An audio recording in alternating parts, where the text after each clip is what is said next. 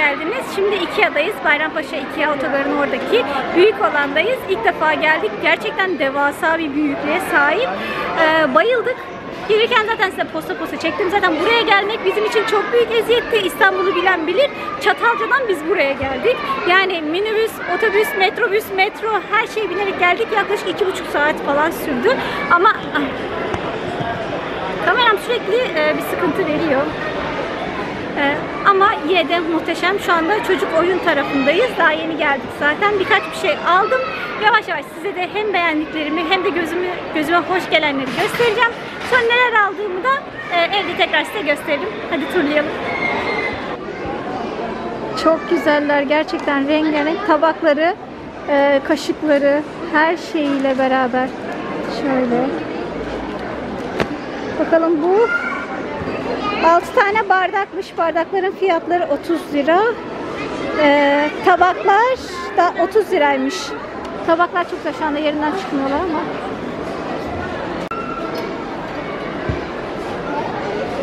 Biz Eymen'e böyle bir şey istiyorduk. Oyun oynayabileceği bir yer istiyorduk. Çünkü yemek işleri yapmayı falan çok seviyor.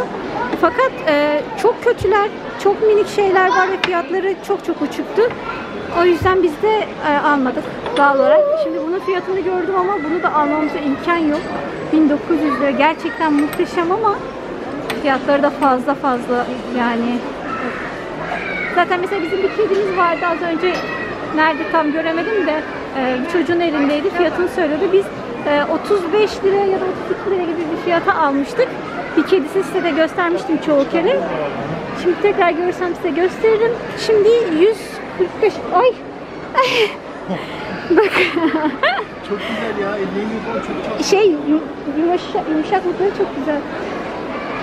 Yani öyle bir fiyat tekrar görünce size göstereceğim. Ödüm patlattı, ne söylediğimi unuttum.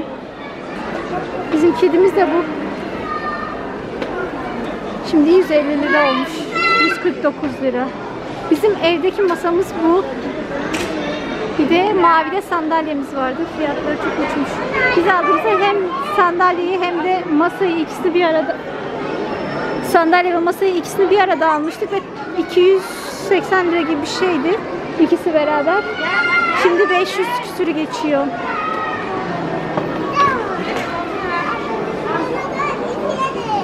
Sen de gir hadi içeriye.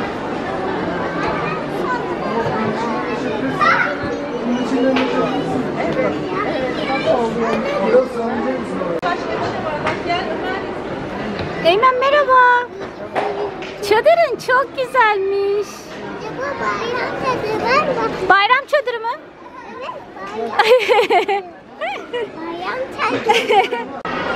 Nevresimler arasında en çok Eymen'i sevebileceği şu dinozorlu.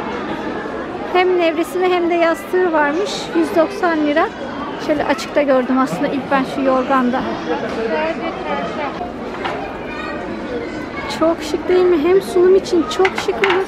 Hem de şöyle biblo koyarak değerlendirmişler. Bunlar da çok güzel görünüyor. Şu kaktüs setinin fiyatı bu. Mum tabağı diye geçiyor. Şu benim istediğimden. Büyük ihtimalle eve bir tane alacağız ama dediğim gibi evle ilgili hala fikirlerimiz çok değişik. O yüzden birazcık öteledik ama siyah istiyoruz. Gold benim sevdiğim bir renk değil. Metali var. Burada metalleri var. Bu tarafta da tahta görünümlü ahşapları var. Ama benim gönlümdeki siyah ve kulplarıyla beraber yani. Hem şu olacak. Bunun uzun, evet şu. Şu olacak. Buna daha çok şey sar. Kahvemi koyacağım. Siyah yine metalden bunun şeyleri var. Tutmaçları işte ne deniyorsa buna, şundan var. Şunlardan alacağım. Niyetim böyle. Bakalım. Bir de alt katı varmış. Gerçekten devasa büyük, biz bulamıyoruz. Benim sukulentlerim var o yüzden. 10 TL'ymiş bunlar. Çok güzeller ama. Çok hoş duruyor. Bence de çok güzeller. Şu daha da bence güzel duruyor. Anne bir yalan. Şimdi ben maşa alacaktım. Şu var. Sonra bir de şu var. Yani ben bunu alacağım. Bunun daha incesini görmüştüm ama şu anda bulamadım. Sanki Kalitesli pis baksana. Kirli. bayağı Sanki böyle kötü leke almışlar. Ben aslında bunlardan istiyordum. Bunlar buz kalıpları.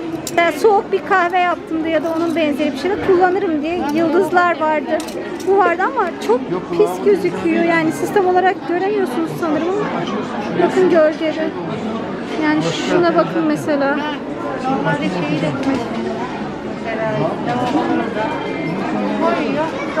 Bakın ne kadar kirli. kaç kafa yapayım ben senden. Ha, yapabilir misin? Çok hoşumuza gitti. Bakın isterseniz bu şekilde. İsterseniz de bu şekilde çok şık duruyor. Bir de böyle goldlu olanı var. Aynı şekilde. Fiyatları da 899 lira. Anneciğim bana diğer çiçekler götürdün. Çok teşekkür ederim aşkım. Bunlar çok güzeller. Hem de mama. Evet, hepsi. Çok güzel. Sen kokladın mı? Bak çok güzel kokuyor. Tuttum.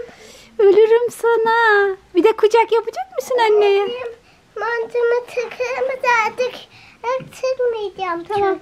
Bir de bana kucak yapar mısın? Gel. Oo, anne. Sonra kocaman. Anne. Önce bunu mu çıkartayım? Ay yanlış oldu. Bu kazakmış. Bir de kocaman sarıl anne. Sarıl. Oo. Bir öpücük de alabilir miyim? Oh, teşekkür ederim annem. Kuşların, rüzgarın sesini duyabiliyor musunuz acaba diye düşünüyorum. Şimdi civcivlere bakmaya gidiyorum. Civcivler çıkmaya başladı. Bugün de bizim İstanbul'daki son günümüz. Yarın sabah erkenden yola çıkacağız.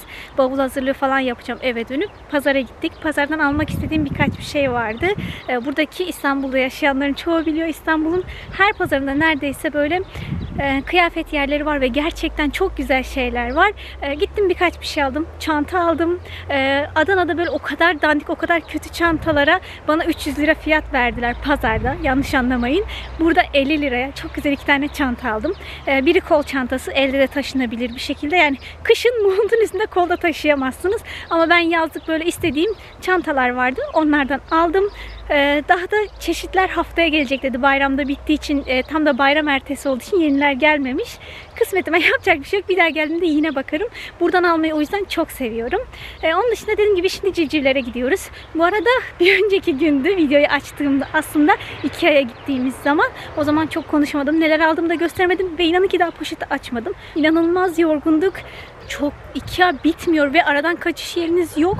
O yüzden deli gibi böyle yoruldum. Daha anlatacak birçok şeyim var ama şu anda civcivlere gelmek üzereyiz ve yolda şöyle size döndürüp yolu göstereyim. Hem yürüyüp hem konuştuğum için arada da yol çok dar. Düşerim diye korkuyorum. O yüzden sürekli oraya bakıyorum. Size yolu göstereyim. Sonra civcivleri. Sonra eve dönünce hem bavul için eşyaları çıkartacağım. Çünkü Eymen yatacağı için Eymen'in olduğu yerde hazırlayamam. Kıyafetlerimiz hep orada. Onları çıkartacağım. Akşam onları hazırlayacağım. Beraber mi hazırlarız? Beraber mi yoksa Adana'da boşaltırız? Onu bilemiyorum. Ama şimdi gidiyoruz. Bakın yolda şöyle göstereyim size. Yani bakın böyle 2,5 adım ki benim ayağım 37 numara. Öyle söyleyeyim size. Küçük bir alan. Burada Sera. Büyük ihtimalle Eymen'i falan da göreceğiz orada. Evet. Şöyle. Havuzun içine girmiş oğlum. Sizi göstereyim. Burada ördeklerin havuzu var. Eskiden ördekler çoktu. Ama ördekler gitti. Ördeklerin havuzuna da benim oğlum girmiş. Ya yakala tavuğu yakala ya. Kaçtı. Anneciğim tabağı kıracağım. Yakala aşkım. Hareket etmeyen tavuk canlandı başka. İçeri koyma, içeri gelme. Getir havuza koy.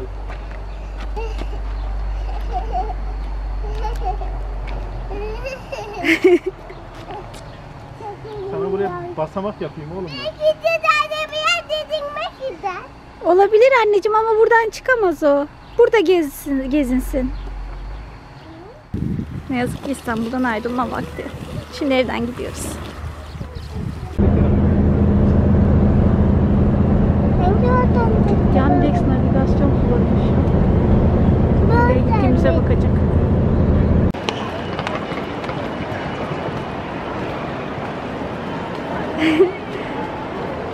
Anca böyle durdurabildik bavulu itmesi kaydıyla. Hayır hayır, ilerisi aşkım. Evet. Bu arada çocuklu ailelere özel sıra beklemeden hiçbir şey yapmadan geçebiliyormuşuz. Havaalanının içinde ne bulduğumuza bakın. Sadece Eymen oradan çıkabilir mi diye düşünüyoruz. Büyük ihtimalle yanında ya eşim ya da ben çıkacağız. Şöyle bir kaydırağı var. Bakın Eymen'i nerede bulduk? Evet, buluttasın. Hadi uçağımızı bulalım, bulutların üstüne çıkalım bir de. Hadi koş. Hadi gel. Bulut beni buraya çarptı. Evet anneciğim. Şimdi kayınvalideme geldik. Çorba hazır ve tabaklara doldurulduğu halde duran sarmalara bak. Canınız istemesin tabii ama. Şimdi hemen afiyetle yiyeceğim. Sonra evde hep beraber görüşürüz. Şimdi biz eve geldik. Babası Eymen'e böyle hediye paketleri yapmış. Daha şimdi eve girdik yani. Şöyle ellerimizi yıkadık.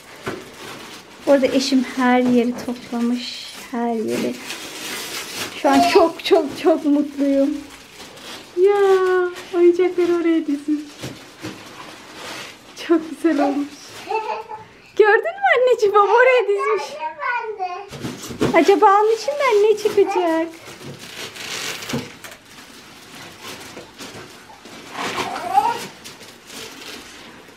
Anne, bunu açabilir misin? Tabii ki oğlum. Açarım tabii ki. Gel açalım bakalım. Ama nasıl patlamış? Açılmıyor. Şimdi bir tane yap. Ah, ben de bir şey yap. Bu olmuş. Aa, bir tane daha bir tane geliyor. Hadi bunu açalım. Hadi şimdi tutunu dersene ve o hareket etsin. Tamam, dur bir dakika. Hadi, düt çıksın kamyon. İt kamyonu. Düt düt.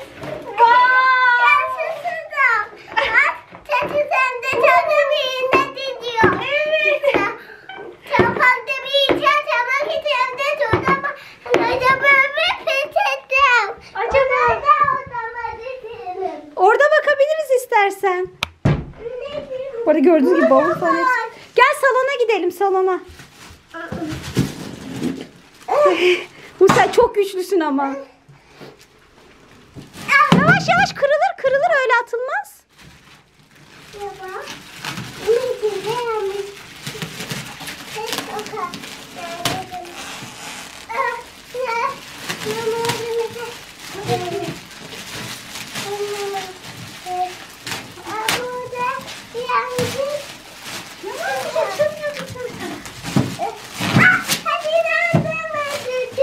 Evet, hazine sandığımız. Ayak batırıp şaşırsın. Bas annem bas. Aa, çıktı. Çok güzel. Şimdi oynaktım onun içine attım amanı. Evet. Eymen, sanki ben bir şey daha gördüm. Acaba bir yerde bir hediye daha olabilir mi? Aha babacığım yerde bir... Saklı, ara bakalım. Ah! Ah! Benim altın... Yemek masasını aldım. Dans ettiğim bir hediye paketi daha. Bakın altında duruyor. Evet. Hadi bir dörtü daha çekelim anneciğim. Çıkart hadi onu oradan. Dikkat et kafanı. Gel onu çıkart. Anneciğim burada bir şurada bir tepsi diyor. Aa bir tepsi çıkıyor içinden anneciğim. Bir tepsi anneciğim, o bir tepsiymiş. Aa babam bana bir tepsi almış. Çok küçük bir çocuk. Hep mahallendi. Acaba baba neler yapmış böyle? Bence kendine oyuncaklara vermiş. Burada galiba bak bir Eymen. Kepçeni çıkardın mı dışarıya iki? Kepçeyi çıkartmadık, hiç kontrol etmedik. Hadi önce kepçeyi çık. Ama hayır bitti. Hadi çalıyorsun. Ama ne çalıyorsun? Abi burada anneciğim bak. Evet, çok güzel görünüyor. Fırlatıyor mu acaba? Yavaş, sakin sakin dur. Kirlenmiyor ki. Dur, buradan açalım, oradan çıkmaz. Elin acır. Biz de tıkıyoruz. Tıkardık. Abi bitti. Abi hayır bitti tıktı anneciğim. Evet oğlum. Bak. Tadından doluyor. Bak burada da bir de akıtıyor. Ben şimdi mutfağa geldim. Mutfakta şunu yapacağım. Aslında bayramın 2. günüydü. Eymen çok hasta oldu. 1. günün akşamıydı. Zaten biraz hastaydı. Burnu akıyordu ama böyle ayakta geçiriyordu. Çok sıkıntı olmuyordu ama o gün de çok rüzgar vardı. Bayram olduğu için hani yeğenleriyle beraber, kuzenleriyle beraber girdi, çıktı, dolandı falan derken sonrasında da bir tur onlar giderken dışarı çıktı, dışarıda durdu. İçeri zor aldık falan derken herhalde o zaman daha da mı ağırlaştı artık bilmiyorum. Akşamında çok öksürdü. İnanılmaz öksürmekten uyuyamıyordu. Böyle ciğerinden öksürüyordu. Sonra bayram olduğu için her yer kapalı ve ben orada hiç çocuk doktoru bilmiyorum. Yani Şehreminli kısmında olsaydık biliyordum ama Çatalca'da hiç bilmiyorum. O yüzden ne yapacağımı şaşırdım. Annemin birkaç arkadaşı vardı orada. Onları aradık, çocuğu olanlar. Onlar da özel hastaneye ve daha uzağa gidiyorlarmış. O da olmadı bir türlü. O yüzden ben de hemen o yüzden aklıma bir arkadaşımın söylediği bir şey gelmişti. Sarımsağı dövüyoruz. Yağda bekletiyoruz. Yani yağda koyuyoruz, içine karıştırıyoruz. Çocuğun ayağının altına sür demişti. Öksürüğü çok iyi kesiyor diye. Ben de denedim. Zaten Calpol vardı evde. Onu verdim. Ama bunu da denedim. Çok işe yaradı. Gerçekten o günden sonra yani inanılmaz kesti. Yani anlatamam size. Ben de size de göstermek istedim. Mutlaka çoğu anneler biliyordur. Ben duymuştum ama hiç yapmamıştım. Çok öksürüğü böyle sıkıntı yaşamadığım için. Eğer çocuğunuz öksürüyorsa siz de deneyin. Hemen nasıl yaptığımı göstereyim. Çünkü Eymen yemek yemesi lazım. Çünkü uyku saati geldi. Şimdi ben 3 diş sarımsakla yapacağım. Kaç tane ele yaptığınız önemi yok aslında. Hani 4 diş diyen 6 diş diyen oluyor ama hiç fark etmiyor. Şöyle ben onları soymuştum. Şöyle ezebilmek için şöyle birazcık daha küçülteyim. Hemen şöyle. Au!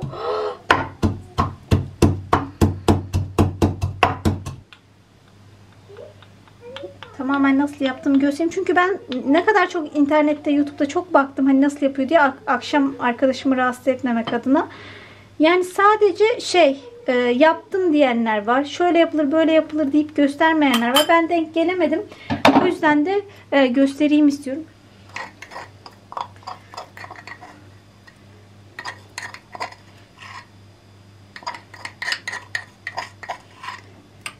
Beklemesi gereken diyenler var. Yağ biraz ısıt diyenler var ama hiçbirine gerek yok. Birçok yerde çünkü videolarını dinledim. Şöyle rahat içinde gezebilecek kadar, üstüne çıkacak kadar zeytinyağı ekliyorum.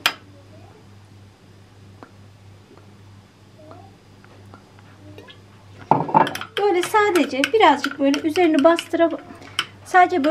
bastıra birazcık böyle içinde tutacağım. Hiç dinlendirmenize gerek yok. Ben hemen sürdüm. İlk sürdüğümde zaten kesmişti ağrısını, yani öksürüğünü.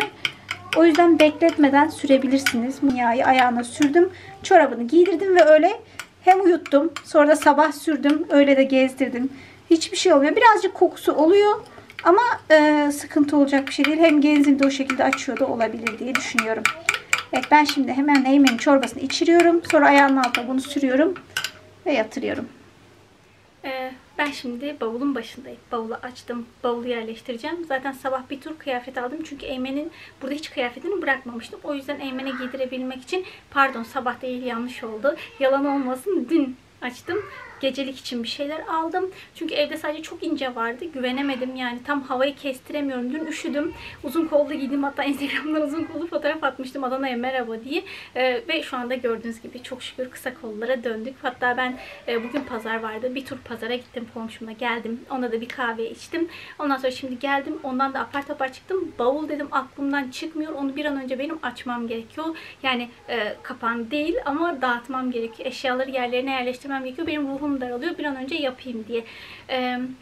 Ikea'dan aldıklarımı da size göstereceğim. Yani hepsi bavulun içinde. Hepsi karışık. O yüzden elime gelenleri göstereceğim. Pazara gittim. Pazardan da Çatalca'da pazara uğradım. Oradan da bir şeyler almıştım. Onlar da var. Böyle elime geleni göstereceğim. Unuttuklarım için kusura bakmayın diyorum. Hemen başlıyorum ama önce en önde şu nane var. Annemlerin bahçesindeki naneleri kuruttuk. Bayağı da gördüğünüz gibi bayağı da çok oldu. Ve son gün kurudu. Yani son günden bir önceki gün kurudu iyice. Yani böyle ufalanmaya başladı. Çok şükür ki. Ben anneme soracağım. Bunu tekrardan ufalamaya gerek var mı bilemedim ama şimdi bunu zaten bir tur açıp bakacağım. Ama tamamen ufaladı annem. Zaten görünüşten de anlıyorsunuz. Bu tabii gidecek. Mutfağa gidecek. Size şöyle göstereyim. Bakın hala poşette ve benim kremim. Evet, azalmış zaten gözüküyor. Bu düşünün yani daha bunu bile açmadım. Dün çünkü yüzümü yıkamadım. Oralara girmiyorum. Şöyle hemen yanlara koyarak. Mesela uçakta aklıma geldikçe her şeyi söyleyeceğim tabii ama uçakta şu kitaplar gerçekten can kurtarıcı. Ben boya kalemlerini unutmuşum. Yani giderken unutmuştum. Dönerken 2-3 tane çantamda kalanlarla boyama yaptık. Ama onun dışında şunlar stickerlı kitaplar. Ben bunları internet üzerinden Trendyol'dan almıştım ama kimden aldığımı hatırlamıyorum. Zaten bu ismi yazarsanız ya da işte stickerlı kitaplar diye bunlar çıkar bu arada. Tabii hepsi paramparça oldu ama şöyle stickerları var. Size şöyle bir tanesini göstereyim mesela. Şu resmin aynısı burada büyük sticker olarak var. Sonra da şuralarda bakın küçük şekilde içinde hangisi varsa oradan da onu buluyor ve onu da yapıştırıyor. Böyle yapıştırma olduğu için uçakta bayağı oyalandık. Bu bizim can kurtarıcımız oldu. Bunun bir tanesi yanıma aldığım bebek çantasını almıştım ben. Onda var. Bir tane de annemlere götürmek için yani 2 tane bundandı. Bir de annemlere tabii şunu götürdüm. Ama uçak için eğer düşünüyorsanız bunlar çok iyi. Magnetli kitaplar var. İşte bu yapıştırılabilir. Ama bunları daha çok kullanıyoruz. Çünkü hem yapıştırıyor hem boyuyor. İşte bir sürü şey olduğu için çok avan. Bu arada Eymen banyoda. Onu oynasın diye hava güzel olduğu için banyoya attım. Oynasın diye ben de rahat video çekeyim diye ama şu anda beni çağırıyor. Birkaç bir şey istedi. Onları vereyim. Ondan sonra devam edeceğim. Evet, oyuncak istiyor orada oynadığı için. Şimdi onun dışında oradan şöyle çanta aldım. Böyle kol çantası istiyordum. Yani yazın evet kola girmez, elde taşınır ama kışın montla yani girmez. Ama şöyle yazlık tam da istediğim gibi. Şurada tabii şu var da ben şunu kaldırır atarım. Bu bana göre bir şey değil. Düz böyle. Yani pazara derken işte markete falan giderken böyle bir şey istiyordum. O yüzden bundan aldım. Zaten bu çantamı görmüştünüz. Yeni çantam, diğerini kullandım pazara giderken. Bu da bir diğer çanta. Bu çantayı zaten istiyordum. Çünkü her yere giderken Eymen'le de rahat olur diye şu şekilde rahatça taşıyabiliyorum. Rengine falan aşık olduğum çanta. Ve çok da geniş içi. Bir sürü şey oluyor. Yani kamerayı koyabiliyorum. Size şöyle söyleyeyim. Şu çantaya sadece cüzdanı ve kamera koyduğumda doluyor. Yani çok altı geniş ama üstü dar olduğu için çok sıkışıyor. Benim cüzdanım da biraz kaba. Şuna hem cüzdan hem kamera hem eşimin cüzdanı, peçete yani ıslak mendil, peçete, işte ne var bilmiyorum ki. İşte kolonya, Eymen'in gözlüğü. Yani daha bir sürü şey çıkar içinden. Bu şekilde de çok güzel bir çanta. Bayıldım. İyi ki aldım dediğim başka bir şey de bu. Kuru fasulye. İstanbul'dan buraya kuru fasulye taşıyorum. Gerçekten annemlerin orada çok güzel bu kuru fasulye. Bunu alıyorum. Şöyle söyleyeyim. Mesela bir gece önceden hayatta ıslatmanıza gerek yok. Daha önceki fasulye videolarımı izlediyseniz hele bir tanesinde unutup akşamdan ıslattığım için şey olmuştu. Dağılmıştı. İzlemediyseniz buraya eklerim. Ya da izlemeyin mi bilmiyorum. Neyse devam edeceğim. Şimdi Ikea'dan aldıklarımı bir kere de göstereyim istiyorum. O yüzden onları çıktıkça şöyle bavulun öbür tarafına doğru atıyorum. Onları bir kere de göstereceğim sizlere. Yani bakın bileklik bile aralardan çıktı. Eymen'in boya kalemleri. Şunlara bayıldım. Ben daha önce de bunlardan çok kullanıyorum. Yazın, şalvar değil. Normal, düz böyle efil efil. Çok güzel. Üstünde bir sonraki videoda falan görürsünüz. Bir bunu aldım. Bir de şu. Şöyle. Tabii ben bunları annemdeyken denedim. Bunları çok kullanıyorum. Üstüne hemen böyle beyaz bir tişört. Siyahı da oluyor. Siyah tişört, gri tişört de oluyor. Ben bunların bir de şeyini istemiştim. Çizgili olanlarını istemiştim ama bulamamıştım. Pazardan aldım. Bunların tanesi 50 liraydı. 35 liraya olan da vardı ama onlar şeydi. Defolu ürünlerdi. Yani şöyle bu bacak kısımları falan şuraları düz gelmiyordu. Kesimleri falan onlar yamuktu. Bunlar tamamen düzgün. Çok güzeller. Ve bunların benzerini Elsie'den ben bayram zamanıydı diye belki o fiyattaydı. 110 liraydı. Daha önce gördüğümde 80 liraydı. Ben her türlü 50 liraya aldım. O yüzden çok mutluyum. Daha aldığım bir şeyler daha vardı ama hiçbir şey de unutmadığımı biliyorum ama şu anda hiç bulamadım. Onu aldım. Neyse, bakacağım yani. Bu videoyu burada kapatacağım ama devamında bulursam bir sonraki videolarda eklerim. Bunu da unutmuşum diye bakarsınız. Şu kurutma bezlerinden aldım. Bunlar siyah olanlar. Bir de lacivertini istiyordum. Çok güzel görünüyordu ama Ikea'da kalmamıştı. Kurutma bezlerini ben çok kullanıyorum. Çünkü Adana'da hemen hele yazın çok çabuk havada yani su buharlaştığı için su damlaları kalıyor yıkadıklarımızda. Onun için bazen çok konuşuyorum, çenem ağrıyor. Bu kilitli buzdolabı poşeti 1 litrelik olanlardan. Ben bunların kırmızılarını istedim. Fakat kırmızıları kalmamış.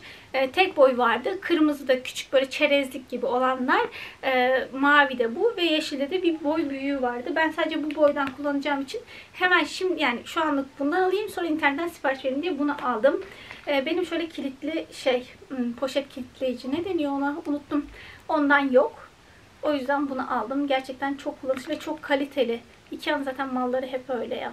20 tane küçük, 10 tane böyle büyük var uzunları. Benim maşam yoktu. Daha doğrusu bir tane kalpli maşam vardı. Mutlaka videolarımı izleyenlere denk gelmiştir. Bir o vardı. Bir de metal vardı ama metal tutmuyor. Ancak böyle mangala gittiğimizde falan kullanılabilir. Evdekileri çok tutmadı. Ben sevmedim. O yüzden Ikea'dan şu maşayı aldım. Çok güzel. Ucu tırtıklı. Eminim çok rahat olacağını ve büyük olduğu için de elim yanmadan kullanırım diye. Çok kaliteli geliyor. Ele umarım çok da memnun kalırım. Memnun kalırsam söylerim. Bunun fiyatı 80 liraydı. Ama diğerlerini unuttum. Buna o kadar çok bakmışım ki aklımda kalmış. Bir de bunun fiyatı aklımda kaldı. Şu fıs fıs şişelerden aldım. Tam emin değilim. Çiçeklere de kullanabilirim. Deterjan, Farmasi'nin deterjanını sadece fıs fıs olarak kullanıyorum. Sirkeli su kullanıyorum. Bir de çiçeklere kullanıyorum. O yüzden bakacağım duruma göre. Çiçeklere kullanmasam deterjan olarak bunu kullanırım. Yoksa çiçeklerime kullanacağım. Başka da bir şey yok. Ikea'dan bir şey daha almıştım ama gerçekten şu anda nerede ve ne aldığımı da hatırlamıyorum. Neyse. Önemli olan büyük bir kısmını göstermiş olmam diye düşünüyorum. Ben şimdi hemen bunları boşaltıyorum. Yerlerine yerleştiriyorum çünkü daha yemek yapmadım. Yemek yapmalıyım bugünlük ve pazardan aldıklarımı yerleştirmeliyim. Pazardan aldıklarımı yerleştirmeden önce buzdolabını temizlemeyi düşünüyorum ama bu video değil. Eğer temizlersem bir sonraki videoda buzdolabı temizlediğimi de görürsünüz. Ona emin değilim. Çünkü kendimi çok yorgun hissediyorum. O yüzden de bu videoyu burada da kapatmak istiyorum. İzlediğiniz için çok ama çok teşekkür ederim. Umarım bir sonraki videoda görüşürüz. Hoşça kalın, sağlıkla kalın.